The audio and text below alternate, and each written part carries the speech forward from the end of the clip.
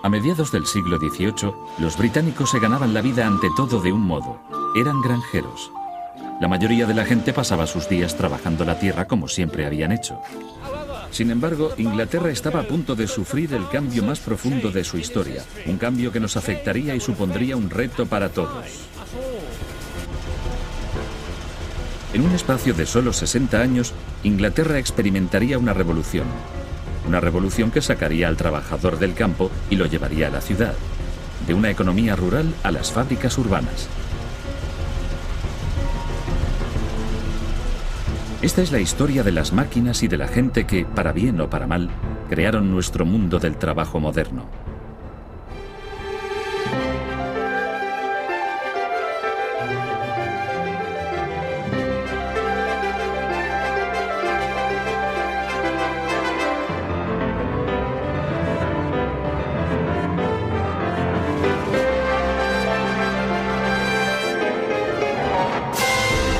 ¿Qué hizo la revolución industrial por nosotros?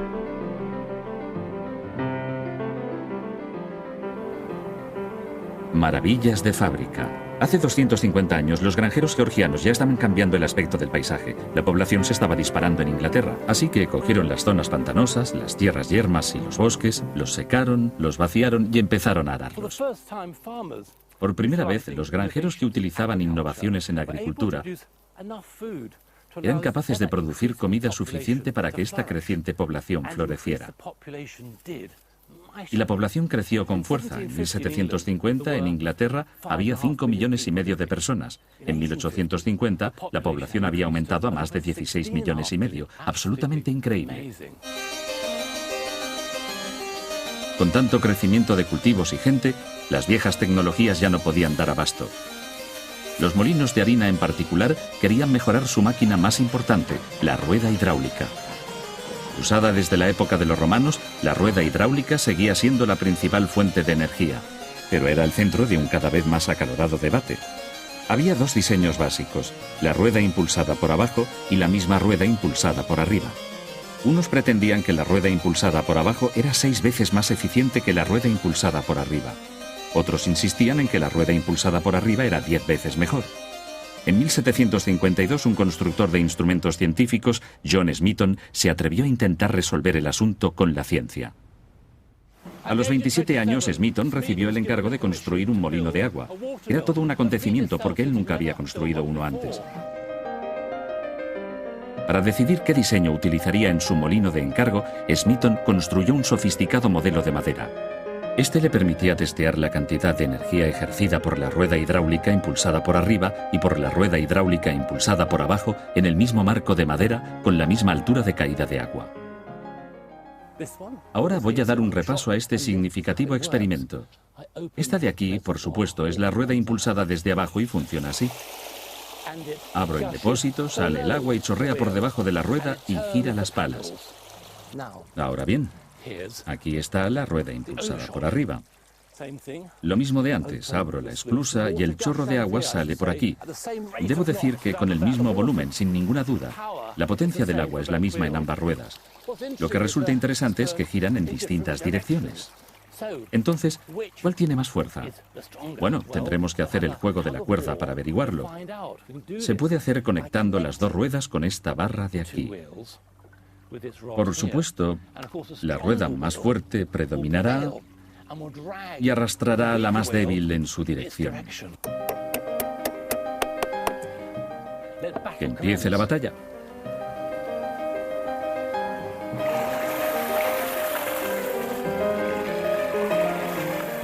La rueda hidráulica impulsada por arriba va en la dirección que debería ir y arrastra a la rueda impulsada por abajo con ella. Está claro, la rueda impulsada por arriba es más potente. Aquí está la ganadora.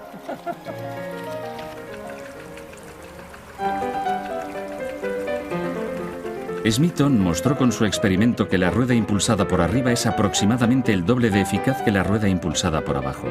La clave es la gravedad. La energía de la rueda impulsada por arriba es mayor porque cae desde arriba. No queriendo precipitarse en sus conclusiones, Smeaton tardó 6 años en publicar sus hallazgos. Los detalles de su análisis me han dejado un poco desconcertado, pero asombró a sus coetáneos.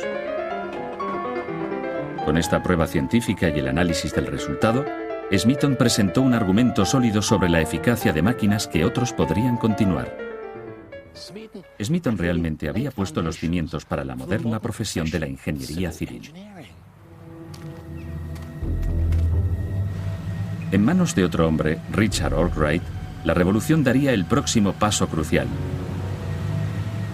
Arkwright tenía una máquina totalmente nueva que funcionaba con la rueda hidráulica impulsada por arriba de Smeaton.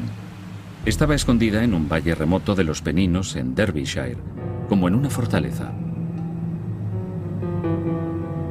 No quería que nadie viera lo que tenía allí dentro. La máquina secreta de Arkwright transformaría la manufactura de la industria campesina tradicional que se había mantenido intacta durante generaciones. El hilado de algodón. Para producir hilo de algodón a mediados del siglo XVIII, el algodón en crudo se hilaba en la rueca tradicional. El hilador primero sacaba las fibras de algodón y al mismo tiempo las juntaba con un giro y las introducía en la punta del huso. Entonces, la hebra que salía se tejía de nuevo en un huso.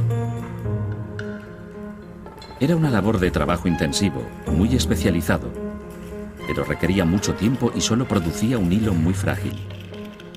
La máquina de Arkwright cambiaría todo esto. La historiadora textil Anna Benson nos puede explicar cómo. Y ahora, Anna, aquí hay algo bastante diferente, una máquina que revolucionó la producción de hilo, el marco giratorio movido por agua de Arkwright, una cosa maravillosa.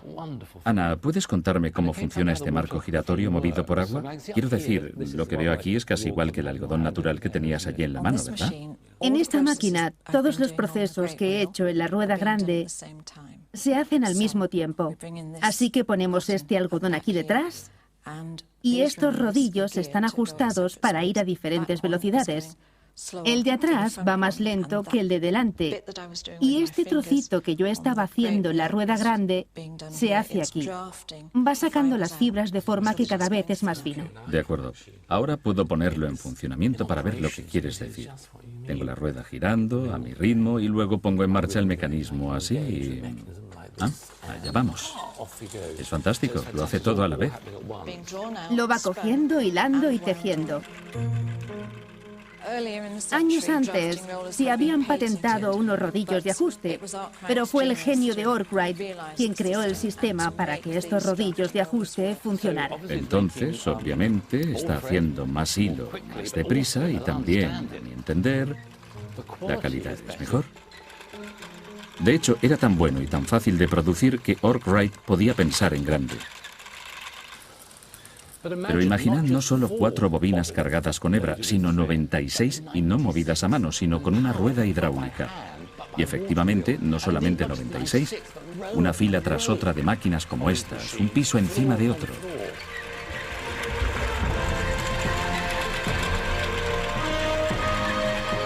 Un sueño como este implicaba un tipo de edificio totalmente nuevo. Era la catedral de la revolución industrial, una fábrica. El prototipo de molino de hilado de algodón de Arkwright fue el primero de su clase en el mundo y el iniciador del sistema de trabajo en fábrica.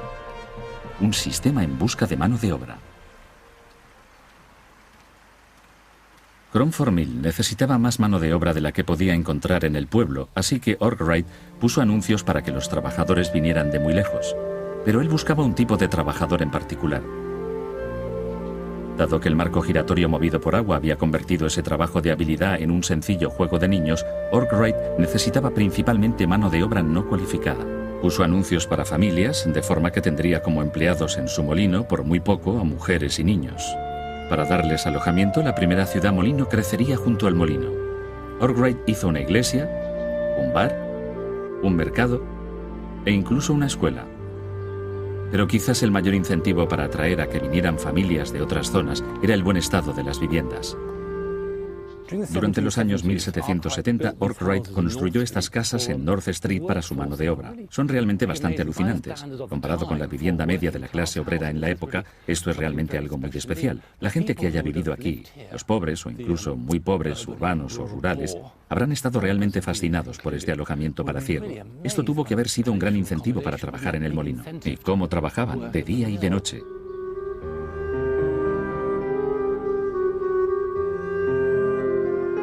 Desde luego, los empleados de Arkwright veían cómo todo su estilo de vida había cambiado por la forma en que tenían que trabajar en el molino. Para sacar provecho de su inversión, Arkwright dirigió esta fábrica de Cromford para que funcionara las 24 horas. Y así empezó el trabajo por turnos. El tiempo era dinero. Esto era altamente productivo, pero un lugar un poco preocupante. La mano de obra trabajaba duro durante muchas horas fijas, que se hacían cumplir con amenazas de castigos y multas. Niños exhaustos trabajaban duro en turnos de 13 horas, día y noche, 6 días a la semana. La máquina dictaba el ritmo de vida. Y este era el precio que los empleados pagaban por un pequeño, aunque seguro salario. Su patrón, Arkwright, por otra parte, estaba ganando una fortuna. Concedió licencias de su patente tecnológica del marco giratorio movido por agua, pero solo en cantidades de 1000 usos, así que cualquiera que quisiera utilizar la máquina también tenía que montar una fábrica. 18 años después de haber creado Cromford, había más de 140 molinos funcionando con marco giratorio movido por agua repartidos por todo el país. Pero la fábrica todavía estaba lejos de alcanzar su pleno potencial. Solo una cosa podría cambiar eso: el vapor. Todo empezó con un hervidor de agua. La tía de James Watt estaba enfadada. Antes que leer un buen libro, el chaval de 15 años se sentaba en casa todo el día observando cómo hervía el hervidor. Levanta la tapa, mira dentro, ve el vapor que sale, ve el vapor condensado en el interior de la tapa. Ahora, lo que la tía tomó por holgazanería era en realidad el gran interés de un joven científico, un hombre que, en su día, inventaría el primer motor de vapor realmente eficiente. James Watt se hizo mayor y llegó a ser un constructor de instrumentos científicos en la Universidad de Glasgow. Un día le pidieron que reparara un modelo de uno de los primeros motores de vapor, el motor Newcomen. El modelo se había quedado literalmente sin vapor. El motor Newcomen se había estado usando desde principios del siglo XVIII. Era usado principalmente para bombear agua de las minas, pero no funcionaba muy bien. El motor funcionaba por el principio del vacío, creado por la condensación de vapor en un solo cilindro. Sin embargo, consumía una enorme cantidad de carbón para producir bastante poca energía. Ahora, el problema con este motor es que ese vapor tenía que ser inyectado y condensado en el mismo cilindro. Esto significa que por cada golpe del pistón el cilindro tenía que ser calentado y enfriado, calentado y enfriado, calentado y enfriado. Esto hacía que la máquina fuera realmente muy ineficiente. Watt arregló el modelo, pero batalló con el problema de su ineficiencia durante más de un año. Entonces fue a dar un paseo por un campo de golf de Glasgow. En 1765, mientras caminaba por Glasgow Green, le llegó la inspiración. Tal como iba a escribir, no había caminado más que hasta el centro de golf y ya lo tenía todo solucionado en mi mente. Buen tiro, señor. Esto es Crofton Pumping Station.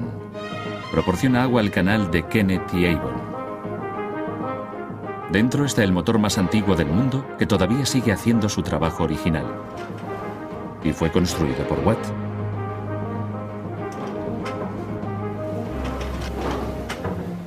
En el motor Newcomen, el vapor era inyectado y condensado en el mismo cilindro, haciendo que fuera realmente poco eficiente. Este hombre, Watt, tuvo una sencilla, ingeniosa idea, un verdadero salto adelante. En su motor, el proceso de enfriado estaba separado del cilindro. Y aquí tenemos este condensador, aquí abajo, algo maravilloso, lo cual significa que el cilindro de arriba permanecía caliente todo el tiempo. El vapor del hervidor entra por el cilindro de la parte superior empujando hacia abajo al pistón de dentro. Al final del recorrido la presión del cilindro es ecualizada y el peso natural de la barra de la bomba tira del pistón hacia su posición inicial. Mientras sube, una válvula libera el vapor dentro del fondo del cilindro. Con cada golpe descendente, este vapor es recogido en el condensador separado donde queda condensado. Este proceso crea un vacío que hace bajar el pistón cuando el vapor de arriba lo empuja hacia abajo. Este increíblemente eficiente uso del vapor significa que el motor de Watt consume menos de la tercera parte del carbón utilizado por el motor Newcomen. Es también 2 veces más potente.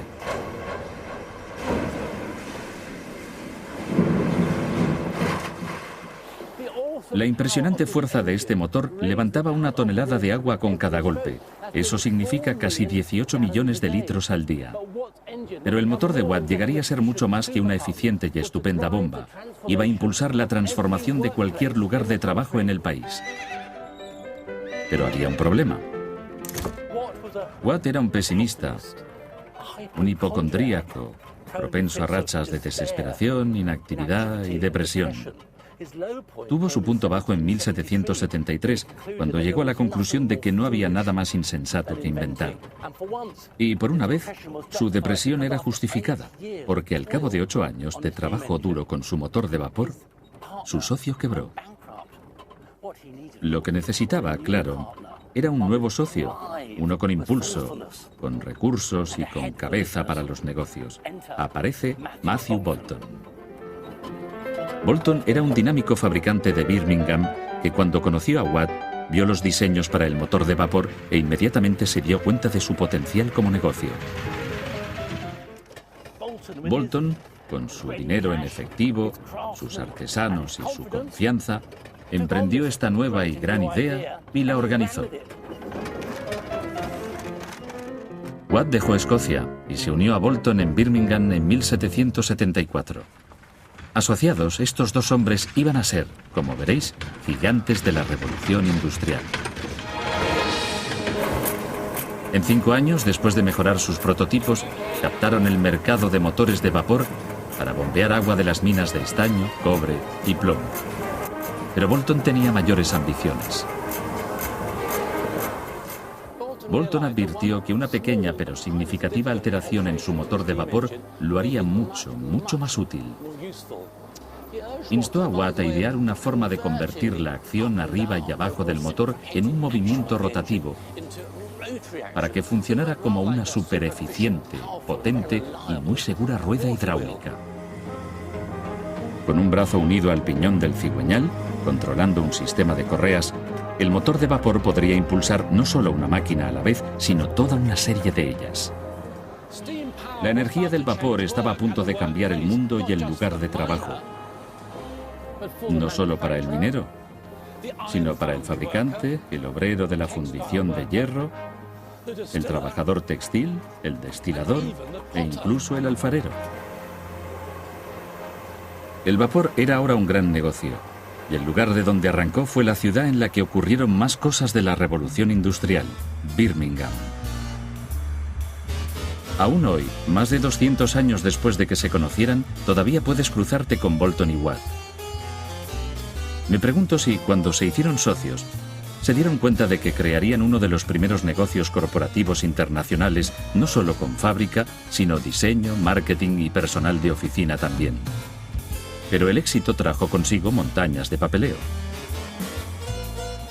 En la casa de Boulton, Soho House, todavía en pie hoy, Watt mostró a su socio financiero cómo podía mejorar la velocidad y eficiencia de sus oficinistas. El lúgubre Watt creó la precursora de una herramienta clave en la oficina. No podemos imaginar cómo lo haríamos sin ella, la fotocopiadora. Esta cosa asombrosa es eso, una de las copiadoras de Watt. Bueno, la tinta era muy importante, había que usar una tinta especial, tinta mezclada con azúcar y un buen chorro de coñac francés. Bien, ahora yo transformo lo que parece un escritorio portátil en una prensa de imprenta. Asombroso.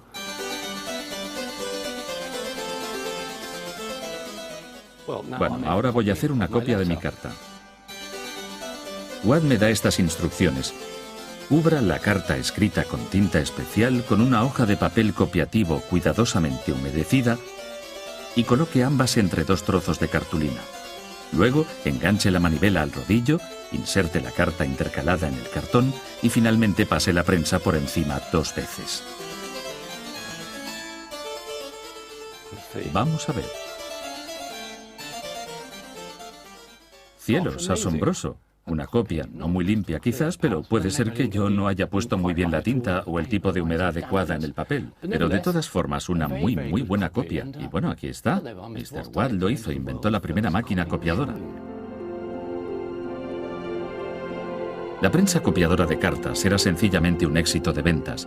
La fábrica de Bolton en Birmingham era un productor consolidado de una gran variedad de artículos. Su único argumento de venta era su soberbio y constante nivel de calidad. Objetos de plata asombrosamente bellos, hebillas, medallas, joyas y, sobre todo, botones. Incluso el rey y la reina eran clientes, y con los británicos georgianos de todo el país siguiendo la moda, la demanda de botones era alta.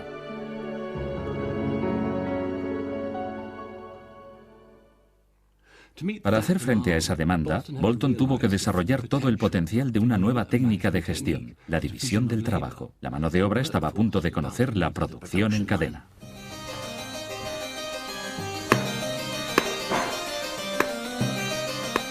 La genialidad de Bolton fue acabar con las etapas de producción. Uno que visitara su fábrica veía cómo, en lugar de emplear una sola mano para producir un botón, trabajadores con habilidad y sin ella realizaban diferentes partes del proceso, ya sea redondear, estampar, cortar, grabar o dorar.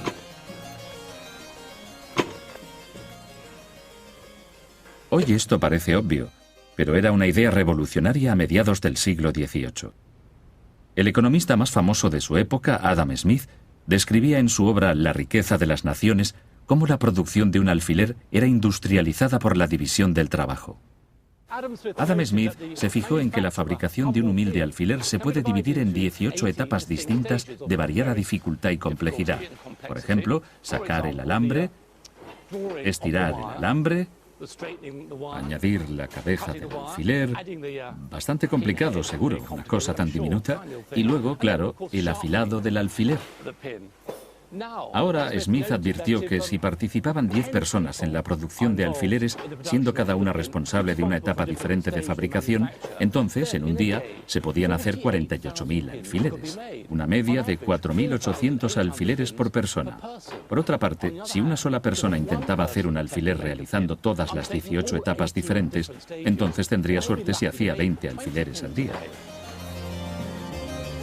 Más, mejor y con menor esfuerzo y coste. Esto era una empresa de consultoría estilo siglo XVIII. Esta fábrica de botones en Birmingham, que es el origen de la época de Bolton, todavía trabaja mucho. Aquí podemos ver cómo cada etapa la realiza una mano diferente. Y todavía hoy esta es la forma más económica de producir las cosas. Con la energía de vapor y una mano de obra organizada dirigiéndola, la revolución industrial era imparable. A principios del siglo XIX, la minería, la ingeniería y la fabricación avanzaban literalmente a todo vapor, dejando atrás a la vieja economía agrícola.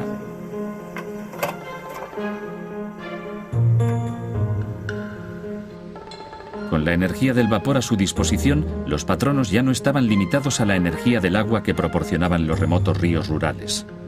Podían estar en cualquier parte, y con una fábrica tras otra, se fueron extendiendo en las nuevas ciudades industriales. Esto era el progreso, pero para muchos tenía una cara oscura y satánica. La industrialización tuvo lugar con muy poca intervención por parte del gobierno. Los industrialistas, los patronos, podían, en su búsqueda de amplios beneficios, hacer realmente lo que quisieran. No hubo leyes efectivas para proteger los derechos de los trabajadores hasta los años 1840, y los sindicatos, bueno, eran prácticamente inexistentes. El jefe tenía al trabajador casi a su merced, y ninguno era tan vulnerable como el tejedor. Más que ningún otro trabajador, el tejedor experimentaba la gloria y la miseria del progreso industrial. Al empezar la revolución industrial, la mecanización le había hecho rico. Las máquinas de hilar habían hecho bajar el precio del algodón y mantenían al tejedor trabajando constantemente mientras intentaba satisfacer sin parar la demanda de tejidos nuevos y baratos. Ahora la mecanización le había alcanzado en habilidad. Los nuevos telares mecanizados, impulsados con vapor, harían que el tejedor perdiera su empleo. Manejados por gente sin preparación, los telares mecanizados podían hacer el intrincado trabajo del tejedor mucho más rápidamente y más barato. Sencillamente, él no podía competir. Los patronos usaban la competición con los telares mecanizados para bajar los salarios de los tejedores. Y los tejedores, enfrentados a decrecientes perspectivas de empleo, tenían que coger cualquier empleo que encontraran sin importar la cantidad de horas de trabajo, cualquier cosa para mantener cuerpo y alma juntos. Ahora, enfrentados a la falta de apoyo por parte del gobierno, los tejedores tuvieron que actuar directamente. En los años 1820 el proceso industrial estalló en todos los nuevos distritos textiles de Inglaterra. Pero la protesta fue en vano. Los tejedores de Inglaterra, enfrentados al hambre, llegarían literalmente a desaparecer. Fueron 250.000.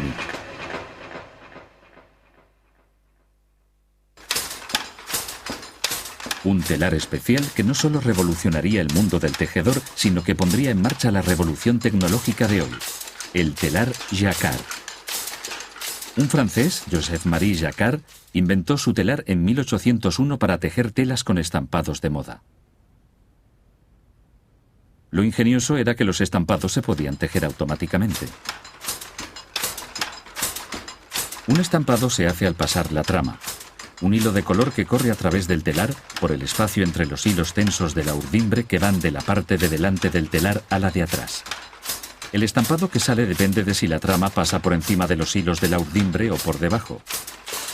Para que eso ocurra, algunos hilos de la urdimbre se levantan, mientras que otros se quedan en su sitio. He venido a Paradise Mill, en Macclesfield, para que nos lo cuente una tejedora, Sarah Lees. ¿Cómo sabe el telar qué hilos de la urdimbre hay que levantar, cuáles hay que dejar en su sitio y en qué orden?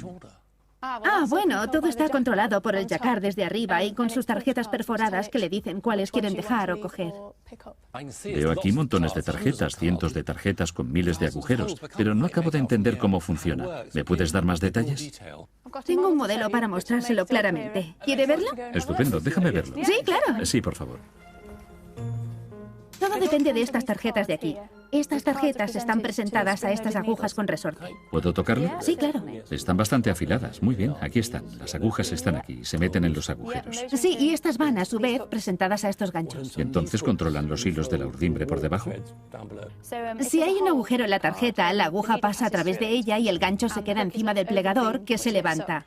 Entonces, si hay un agujero, el hilo de la urdimbre se levantaría, mientras que si hay una parte sólida, el gancho es empujado fuera del plegador y el hilo de la urdimbre se queda abajo. Si muevo el pedal, se puede ver como cada vez coge hilos diferentes. Increíble. Así que estas tarjetas son básicamente el código para el estampado en el tejido. Sí. Esto parece algo muy innovador. Lo era. No solo controlaba el Jacquard, sino que más tarde esto condujo a los primeros programas de ordenador. Así que los mismos códigos del sistema binario se usaron para programar el telar Jacquard. Los agujeros y espacios y un trozo de tarjeta se aplicaron más tarde para programar los primeros ordenadores. Así, en este sentido, se puede decir que la tecnología del mundo moderno de la información empezó aquí, con el telar Jacquard.